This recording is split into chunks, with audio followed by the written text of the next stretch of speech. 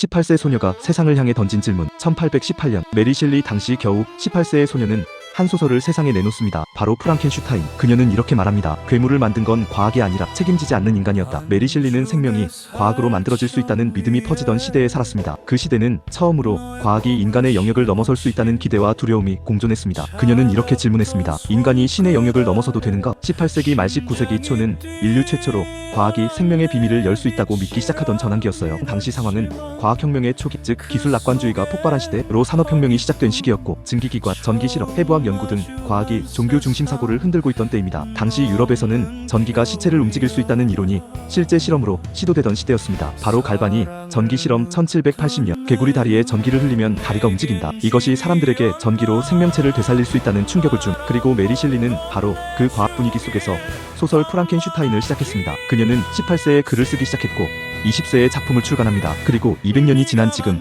우리는 AI, 유전자 편집, 인공지능 로봇과 함께 살고 있습니다. 오스카 감독 기에르모 델 토로는 프랑켄슈타인을 현대적으로 재해석하며 이렇게 말했습니다. 나는 괴물이 아니라 버려진 존재의 외로움을 이야기하고 싶다. 과거 영화들이 괴물을 공포로 다뤘다면 델 토로 감독은 그 시선을 완전히 바꿨습니다. 괴물은 태어나고 싶어서 태어난 것이 아니다. 그는 가족도 이름도 자신이 태어난 이유도 모른다. 단지 사랑받고 싶었을 뿐. 괴물은 괴물이 아니었습니다. 괴물이 된 이유는 책임지지 않은 인간 때문이었습니다. 그는 현대 사회를 향해 질문합니다. 우리는 누군가를 틀렸다는 이유로, 다르다는 이유로, 우리와 같지 않다는 이유로 쉽게 괴물로 만들어버리고 있지 않을까요? 괴물은 기술이 아니라 타인을 이해하지 못하는 인간이다. 프랑켄슈타인은 괴물을 만들었지만 괴물에게 이름도 주지 않고 왜 태어났는지도 설명하지 않고 배우게 하지도 않고 감정도 책임지지 않습니다. 괴물은 태어나자마자 버려진 존재가 된 거죠. 즉 괴물은 악해서 버려진 게 아니라 버려졌기 때문에 악해지는 길을 선택할 수밖에 없었던 존재라는 의미입니다. 단 한 번도 그의 손을 잡아주지 않았습니다. 문제는 괴물이 아니라 책임을 회피한 인간이 비극의 원인이었던 것입니다. 이 영화는 말합니다. 각자가 살아가는 자리에서 누군가를 함부로 규정하고 버리고 있지는 않은지. 그래서 이 영화는 각자의 시선으로 다시 이해되고